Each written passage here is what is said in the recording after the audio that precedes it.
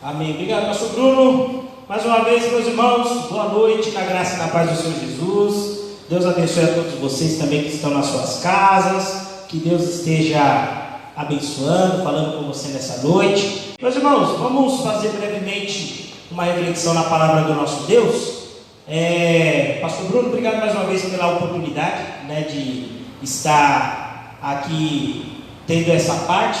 É uma responsabilidade muito grande, mas o nosso Deus, Ele nos capacita e a gente se coloca sempre à disposição da igreja, do nosso Deus e também, é claro, do nosso pastor. E nessa noite nós vamos falar um pouco sobre qual é o aspecto que a igreja de Cristo tem que ter. Olha só que interessante, né? O pastor Bruno falou a respeito da nossa vida que vai continuar. Porque hoje vocês foram lá, fizeram o seu exercício cidadão, para a glória do nosso Deus. Daqui a pouco vai sair a apuração, vai terminar. Seja quem for eleito ou reeleito, vamos seguir com a nossa comunidade de fé aqui.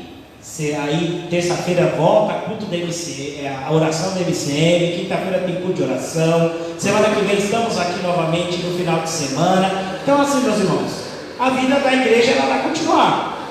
A vida da igreja ela vai continuar. Seja governo A ou governo B, vai continuar. E nós precisamos continuar sendo igreja de Cristo.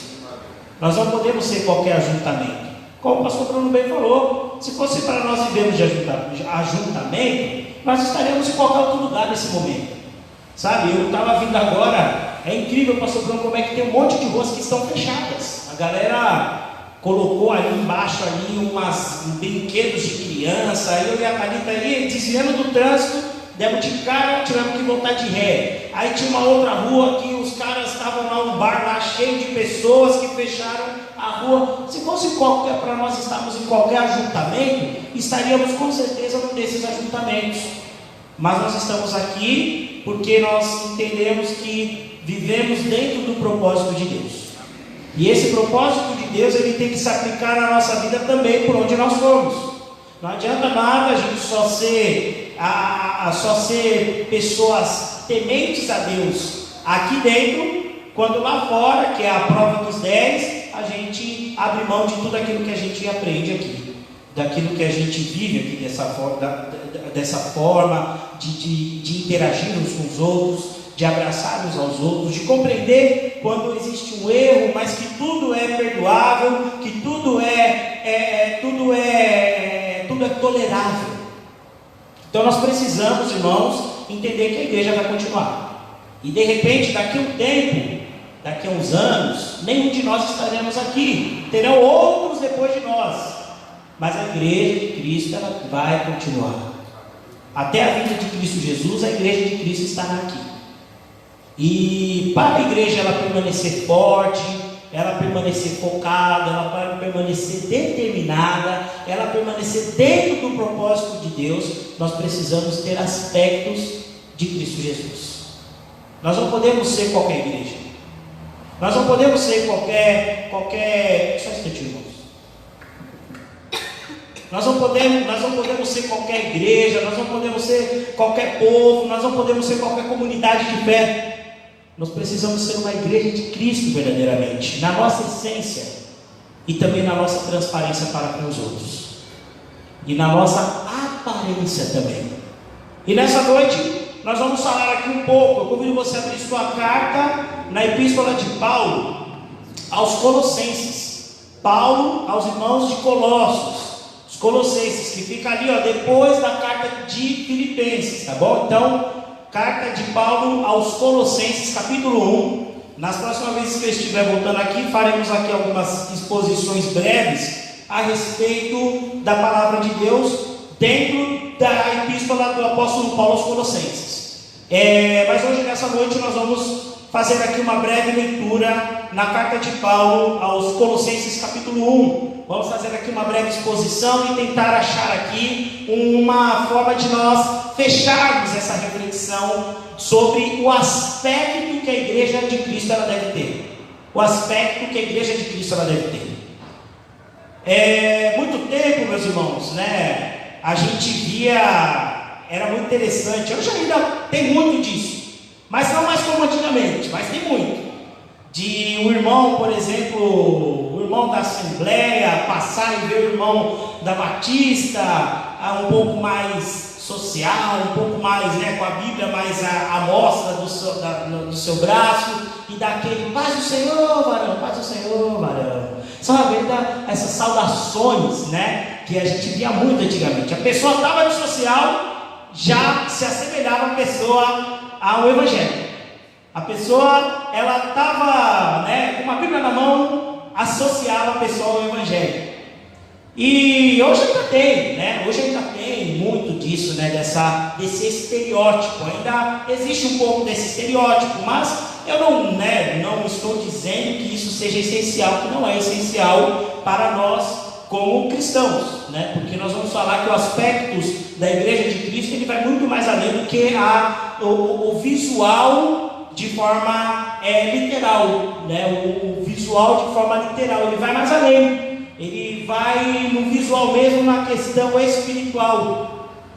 E teve até um dia que eu conversava com o irmãozinho, e ele falava, que o pai dele prestou serviços, presta serviços de pedreiro há mais de 50 anos, e aí ele falava assim: Samuel, por incrível que pareça, meu pai nunca teve um calote. Quando ele teve um calote, infelizmente, foi de um crente. E aí é interessante que ele falou que o pai dele topou fazer o serviço a princípio, sem ter nenhum sinal, porque ele pensou, não, mas como ele é crente, então acredito que depois, no final do serviço, ele vai vir e vai me pagar o meu serviço, E aí, no final das contas, de todos os serviços que ele fez, o único calote que ele recebeu até hoje foi de crente. Para vocês verem como é que o visual, literalmente falando, ele não quer dizer nada. Pessoas que ficam toda hora rotando uma santidade, não quer dizer nada.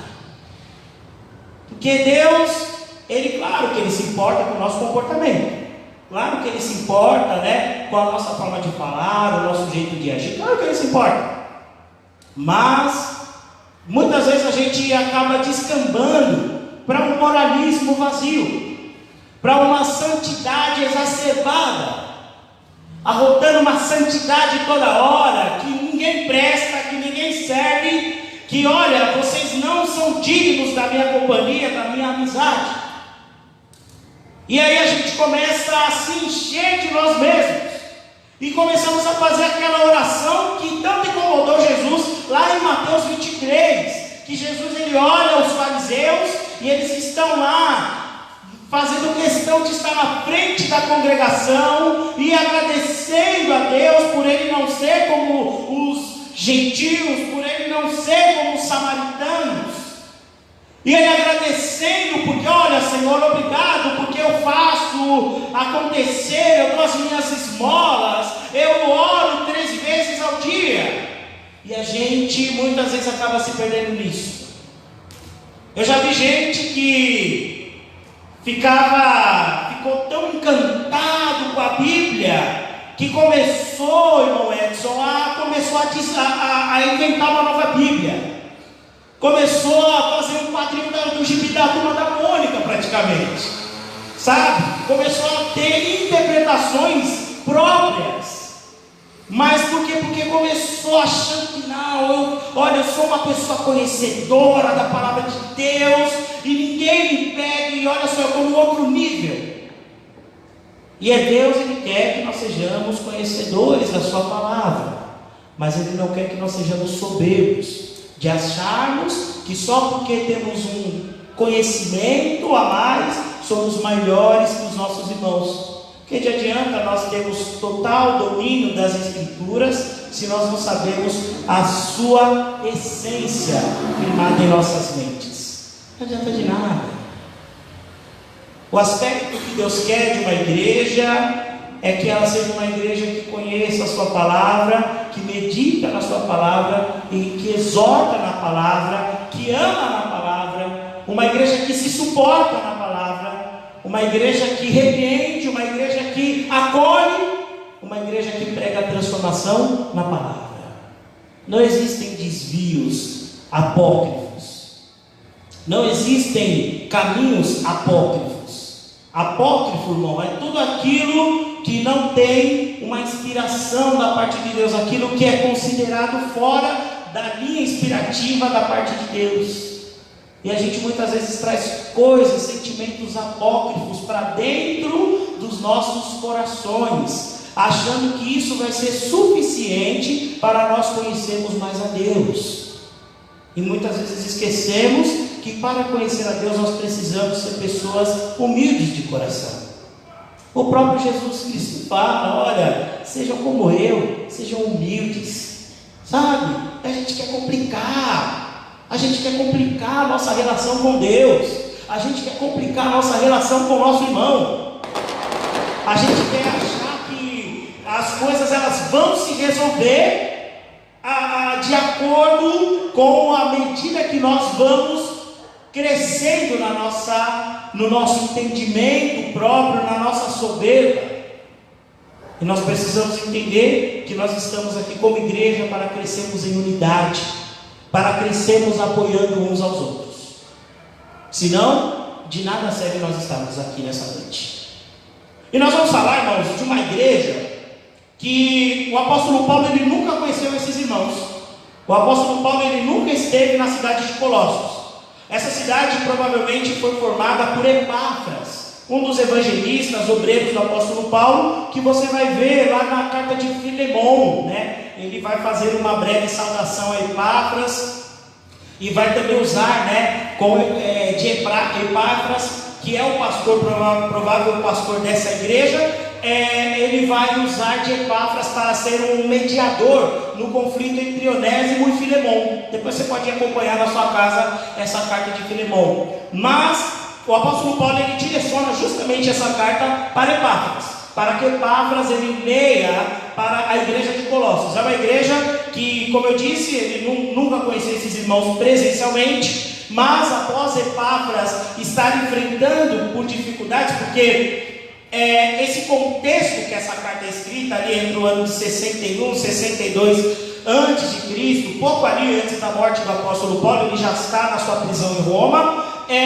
Epáfras ele relata a Paulo que está acontecendo um movimento herético ali naquela região, na região onde hoje se localiza a Turquia. Essa região de Colossos, que antigamente era chamada do reino da Frígia, hoje é a região da Turquia.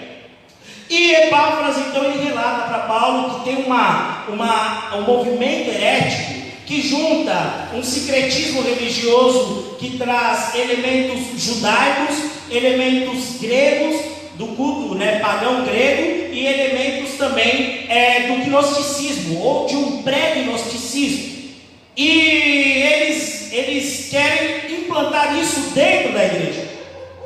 E Epáfras começa a ficar preocupado, porque tem irmãos da igreja de Colossos que começam a se abrir para esses ensinos heréticos, para esses ensinos maldosos, ensinos de Satanás.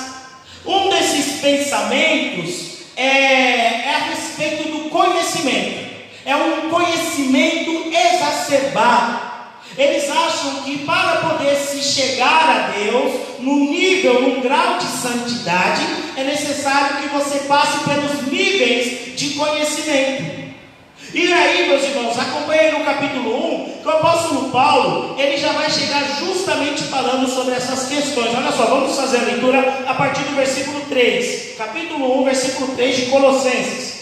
Graças damos a Deus Pai, de nosso Senhor Jesus Cristo, orando sempre por vós, porquanto ouvimos da vossa fé em Cristo Jesus e da caridade que tendes para com todos os santos, por causa da esperança que vos está reservada nos céus, da qual já antes ouviste pela palavra da verdade do Evangelho, que já chegou a vós, como também está em todo o mundo, e já vai frutificando, como também entre vós, desde o dia em que ouvistes e conhecestes a graça de Deus em verdade.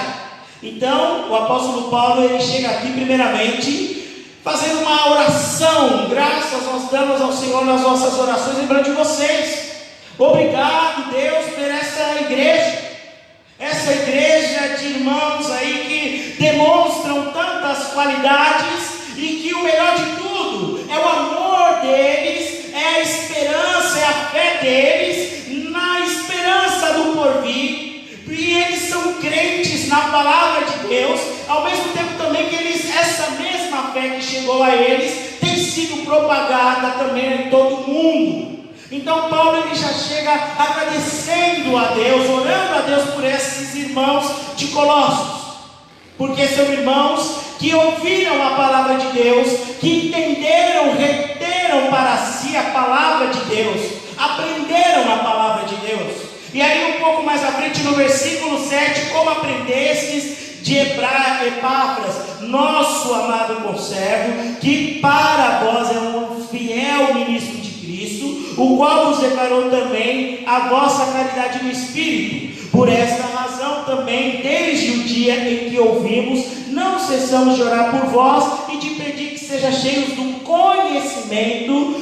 da sua vontade em toda sabedoria e inteligência espiritual. O apóstolo Paulo, ele faz aqui uma espécie de redundância de conhecimento, sabedoria e inteligência espiritual. O apóstolo Paulo, ele já vem aqui, ao mesmo tempo que ele vem agradecendo a Deus, ele vem também rememorando esses irmãos a respeito do conhecimento sobre o Evangelho de Cristo Jesus.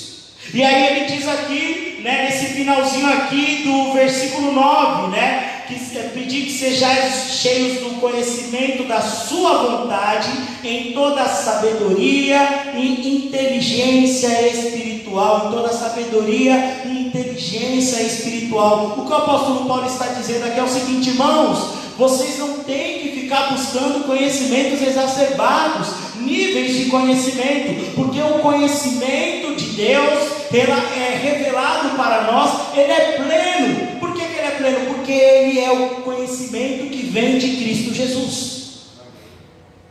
Aí, meus irmãos, muitas vezes nós estamos querendo, pastor Bruno, acrescentar a sua palavra do domingo, ensinamentos da novela da semana.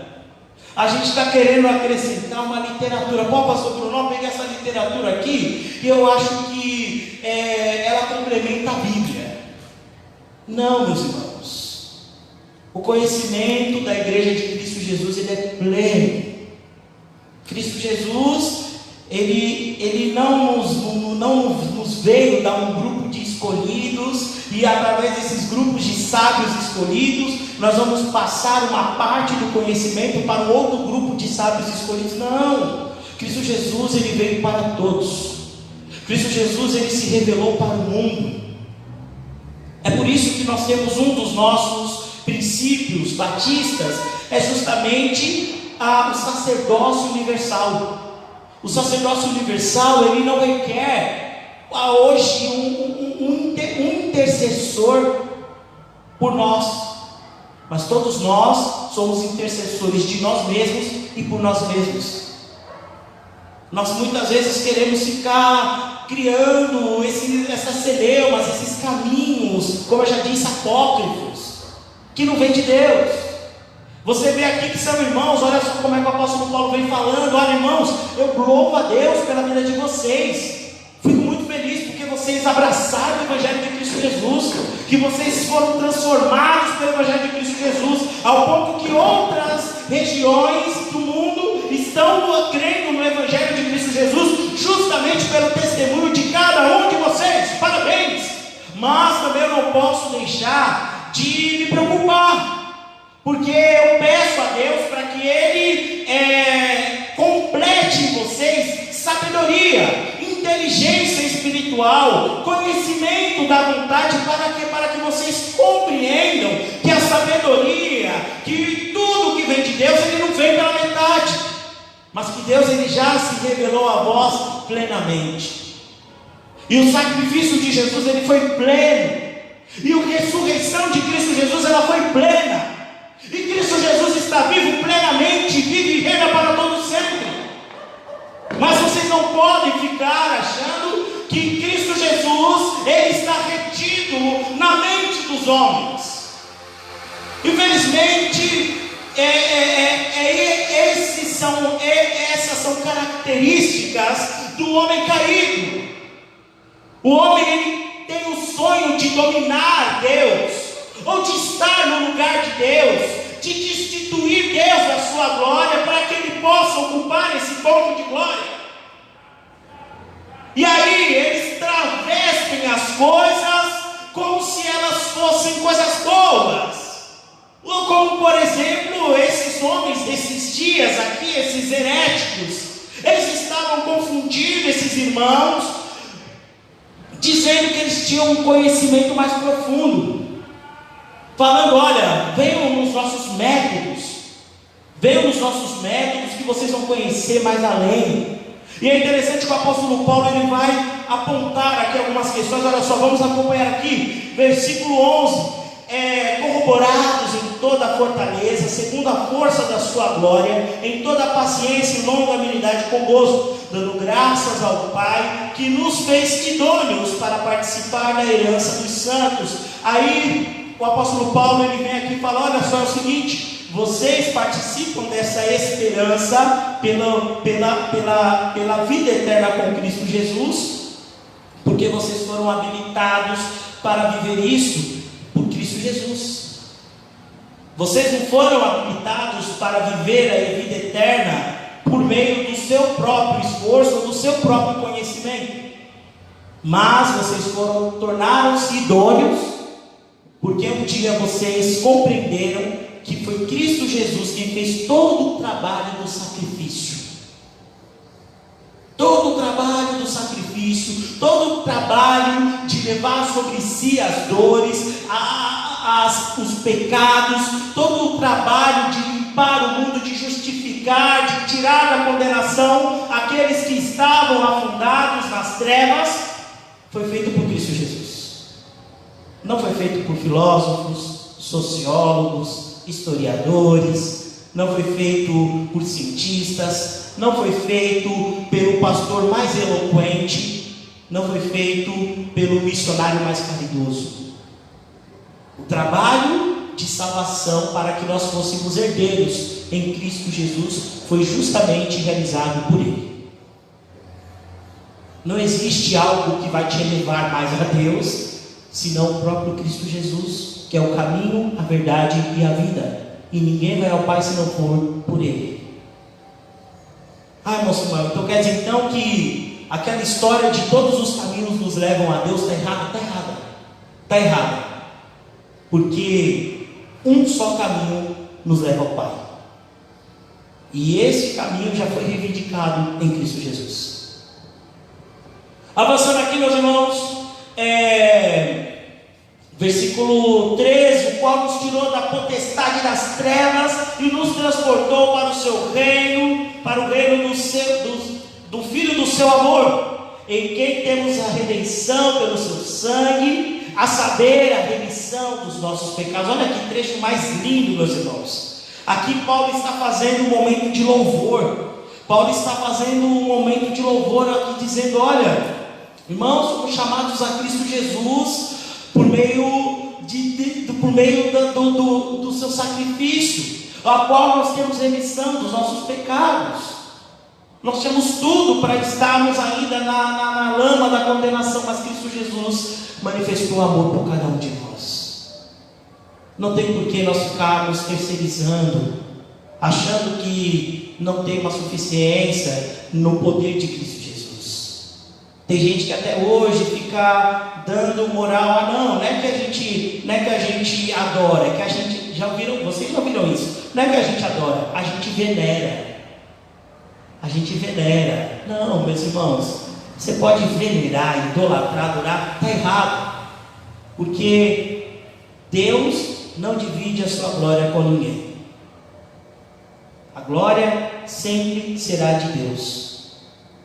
Mais para frente aqui nós vamos ver um ponto interessante, mas olha só, vamos avançar aqui, o qual é a imagem do Deus invisível, o primogênito de toda a criação. E porque nele foram criadas todas as coisas que há nos céus e na terra, visíveis e invisíveis, sejam tronos, sejam dominações, sejam principados, sejam potestades, tudo foi criado por ele e para ele. E ele antes de todas as coisas, e todas as coisas subsistem por ele. Vocês veem que o apóstolo Paulo, ele não está dando brechas. O apóstolo Paulo, ele está lacrando de todos os lados o cristianismo. Ele está lacrando de todos os lados o plano de salvação, a missão da igreja de Cristo. Ele está lacrando de todos os lados para que a igreja de Cristo ela compreenda que não existe nenhuma forma de nós nos chegarmos a Deus se não for pelo seu Filho Cristo Jesus, o primogênito de todas as coisas. Nele estão todas as coisas, por ele foram todas as coisas são dele. É isso que nós temos que colocar em nossas cabeças. Outro dia eu conversava com a Thalita, sabe, depois de um momento de oração, eu conversei com a Thalita, eu falei: meu amor, eu me sinto tranquilo, que consegui compreender que minha vida ela é para devoção a Deus. Porque tem gente que fica muito abalada psicologicamente, tentando achar a sua vocação nesse mundo. Tem gente que fica tentando entender por que eu existo. Tem gente que até hoje, sabe, vai em vários cultos para tentar achar um sentido para as coisas. E tem gente que simplesmente abraçou o ateísmo, entendendo que nada que existe por um porquê, simplesmente existe e vai se acabar. Mas em Cristo Jesus nós conseguimos compreender isso, que todas as coisas elas têm um sentido. Ah, Samuel, e a dor que eu estou sentindo? Essa dor ela tem um sentido na sua vida e ela só vai ser aliviada através de Cristo Jesus. Claro que eu não estou falando para vocês abandonarem os seus tratamentos. Por favor, meus irmãos, não façam isso. Ah, não, ó, eu vou deixar de tomar meu remédio de pressão porque Jesus agora vai me curar. Não é isso que eu estou falando. Estou falando que Cristo Jesus, ele nos dá o sentido da nossa existência. Cristo Jesus nos dá o sentido psicológico. Cristo Jesus nos dá o sentido de quem nós somos verdadeiramente. Muitas vezes nós estamos fechados na nossa cegueira e achamos que somos os melhores, os mais bonzinhos. Por que, Senhor, essas coisas acontecem comigo? E esquecemos que na verdade quem nós realmente somos. As nossas tendências pecaminosas que precisam serem vencidas diariamente. E como é que nós vamos fazer isso? Através desse reconhecimento que sem Jesus Cristo em nossas vidas nós não somos nada. Podemos fazer 10 faculdades, podemos fazer 20 cursos de mestrado, 30 doutorados, podemos discursar nas Nações Unidas, podemos ser excelência em todas as áreas científicas, mas se nós não compreendemos que o nosso sentido é para uma vida de conhecimento e devoção a Deus, nós estamos perdendo nossos tempos. Estamos perdendo tempo. Esse conhecimento, irmãos, de nada vale se não for para glorificar a Deus. É lógico que você tem que usar o seu conhecimento científico para poder ser um bom profissional. O seu conhecimento tecnológico, científico, o seu conhecimento físico. Você tem que usar tudo isso, claro, para a sua vida no cotidiano. Mas eu falo do conhecimento sobre quem realmente nós somos. Nós estamos muitas vezes perdidos. Estamos aqui ouvindo sobre oração, sobre perdão, sobre amar ao próximo, estamos ouvindo sobre comunhão, estamos ouvindo sobre as coisas e esquecemos de nos atentar a quem realmente nós somos. Só é possível amar ao próximo, só é possível perdoar o próximo quando nós conhecemos realmente o amor de Deus. Sem conhecer o amor de Deus, sem conhecer a esperança do porvir, não conseguiremos falar sobre o Evangelho de Cristo Jesus. Olha só aqui, meus irmãos, avançando aqui. Versículo 17: e Ele é antes de todas as coisas, e todas as coisas subsistem por Ele, e Ele é a cabeça do corpo da igreja. E Ele é a cabeça do corpo da igreja. Aí, a estrutura da igreja, o apóstolo Paulo, ele está falando de conhecimento, e aí ele justamente coloca Jesus Cristo aonde? Como cabeça da igreja. Como cabeça da igreja. É ali que estão todas as atividades cerebrais, estratégicas, táticas. É em Cristo Jesus. A nossa igreja, ela só vai ser uma igreja vitoriosa, uma igreja que realmente faz as coisas acontecerem para o reino de Deus de uma forma abundante, de uma forma abençoada, a partir do momento que nós compreendemos que Cristo Jesus é o cabeça da igreja. Cristo Jesus é o cabeça da nossa igreja, amados. Não adianta a gente querer pegar e colocar outras pessoas como cabeça. Não adianta a gente querer se colocar como cabeça da igreja. Não adianta a gente querer tomar esse lugar que é do nosso Senhor Jesus. A gente vê lá em Apocalipse, a igreja de Laodiceia, vizinha dessa igreja aqui, vizinha dessa igreja. Jesus, ele bate na porta, falando: eis que estou à porta e bato. Se alguém ouvir, eu entrarei. Olha só, Jesus Cristo, Ele é o cabeça da igreja, Ele é a vida da igreja, Ele é a intelectualidade, a sabedoria da igreja. E nós estamos muitas vezes querendo achar assuntos, achar destaques, achar desvios longe do que Cristo Jesus quer para nós. Queremos conhecimento em cima de teologias montadas por homens, mas esquecemos do que realmente Cristo Jesus ele tem de representar.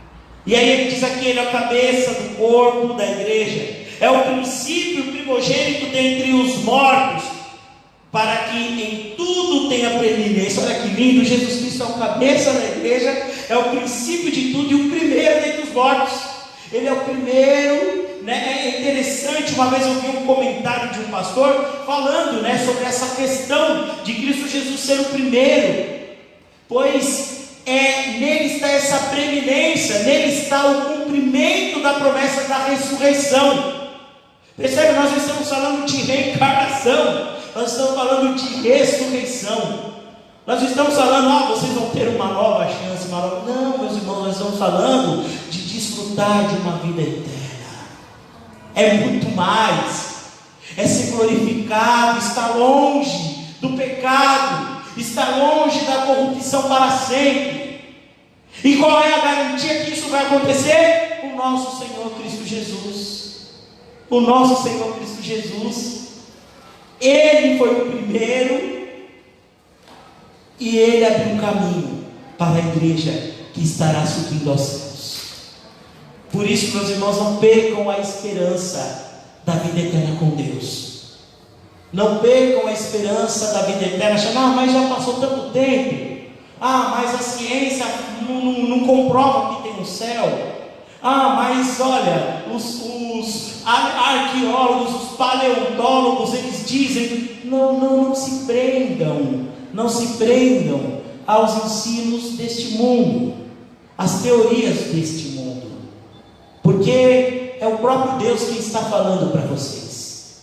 Ele não está terceirizando, pedindo: fala lá para o meu primo para falar para vocês. Não, é o próprio Deus que está falando na sua palavra.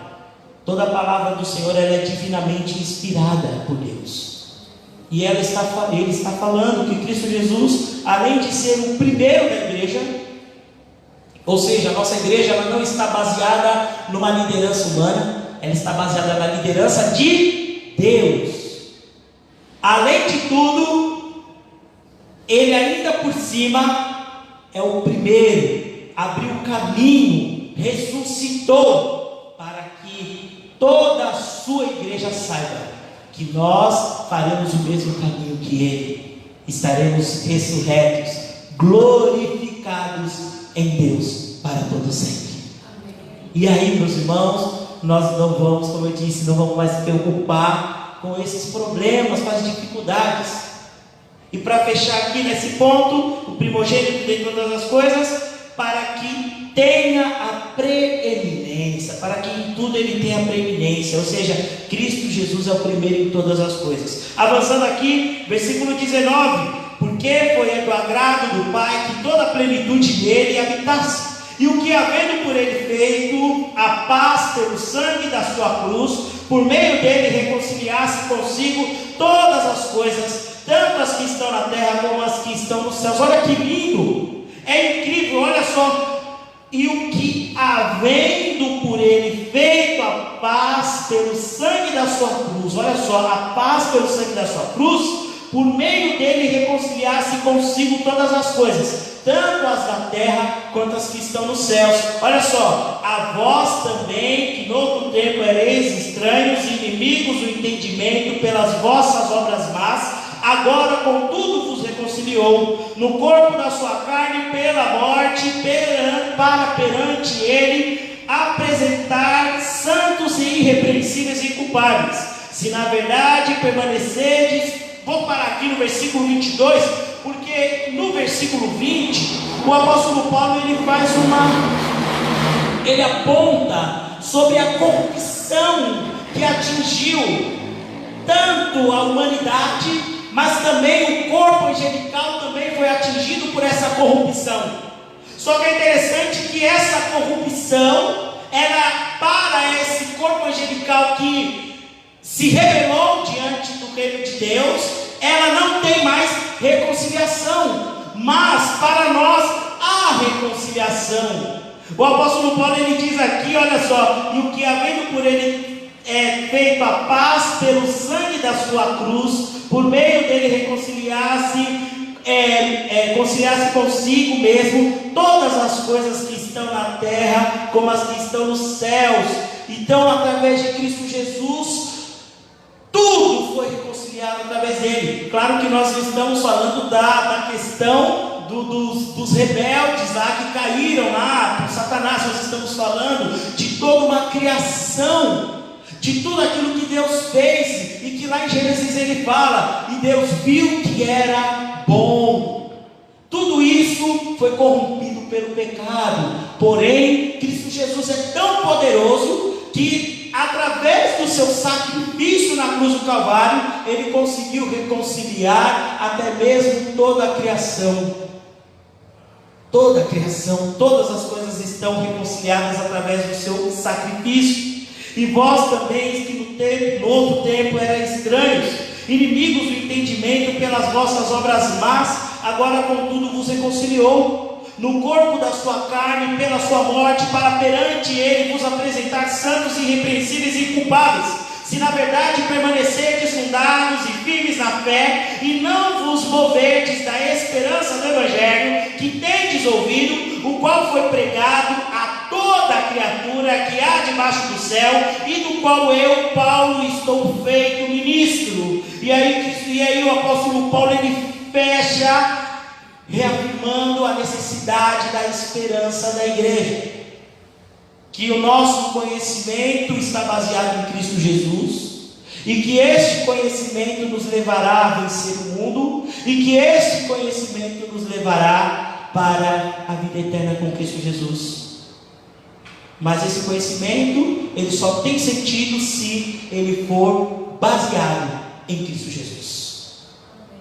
E aí eu quero fechar aqui, meus irmãos, essa noite, com 3 aspectos importantes que a igreja ela tem que fazer questão de mostrar. Fazer questão de mostrar. Vocês precisam mostrar esses 3 aspectos. A gente muitas vezes está querendo mostrar outras coisas como aspecto da igreja de Cristo. E está errado.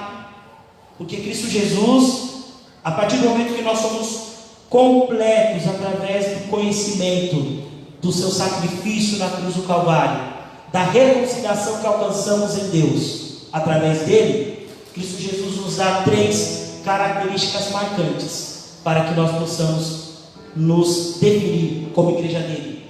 O primeiro ponto diz aqui eu vou pegar aqui no versículo 4, no versículo 3 e 4: graças damos a Deus Pai pelo nosso Senhor Jesus Cristo, orando sempre por vós, a Deus, porquanto ouvimos da vossa fé em Cristo Jesus. O apóstolo Paulo nem estava ali na região mas ele ouviu falar da fé dessa igreja. Tem gente que nem está aqui entre nós, está bem longe, está acompanhando nessa live, mas sabe da fé dessa igreja. E é isso que Cristo Jesus ele quer como aspecto de nós. É isso que Jesus quer que nós venhamos a ter como aparência.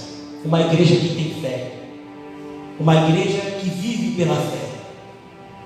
Sabe, todas as quintas-feiras aqui é uma experiência nova com Deus. Ver que os irmãos todas as quintas-feiras voltam aqui e continuam orando, pedindo incessantemente a Deus para que aquele milagre seja feito. Vocês poderiam estar em outros lugares, mas estão aqui pedindo todas as quintas-feiras e nas suas casas e sempre que podem, pelas suas famílias, por essa igreja, pelo seu pastor. Essa fé, ela tem que ser o primeiro aspecto que tem que ser visto aqui de nós. Segundo ponto, ainda no versículo 4, e da caridade que tendes para com todos os santos. O amor que existia entre esses irmãos era algo tão forte que o Epáfras lá na sua descrição ele fala: Paulo, esses irmãos eles têm um amor tão forte entre eles, que mesmo com essas investidas de Satanás contra essa igreja, esse amor não é inabalável, ele é inabalável, ele não é vencido, porque é o amor de Cristo Jesus. Irmãos, como o apóstolo Paulo também diz, tende bom ânimo quando passardes pelas tribulações. E é com essas tribulações que nós vamos aprender a amar aos próximos. É o irmão que está de luto, é o irmão que está passando por necessidade financeira, é o irmão que está passando por dificuldades no seu casamento, é o irmão que está passando por várias dificuldades. É através desses momentos que nós como igreja vamos, ao invés de julgar, demonstrar o amor de Cristo Jesus. Para fechar, último ponto: por causa da esperança que vos está reservada nos céus, da qual antes ouviste pela palavra da verdade do Evangelho. Para fechar, meus irmãos, a esperança nossa é a vida eterna com Cristo. Nossa esperança não é no governo federal, no governo estadual, no governo municipal. A nossa esperança não é no nosso patrão que deposita o nosso salário, ou de repente você que tem uma empresa, que tem o seu funcionário, naquele funcionário que vai dedicar esse mês para trabalhar na sua empresa. Não, a nossa esperança está em Cristo Jesus. E nem a morte, nem a tristeza, nem as dificuldades, nem as tribulações, nem a fome, nem a perseguição, nada pode nos separar do amor de Deus. E para fechar, o apóstolo Paulo lá aos Coríntios, ele fala que, olha, estejam baseados sempre na fé, na esperança e no amor, dentre as quais a maior de todas é o amor. E a palavra de Deus, ela nos diz que amem ao seu Deus acima de todas as coisas.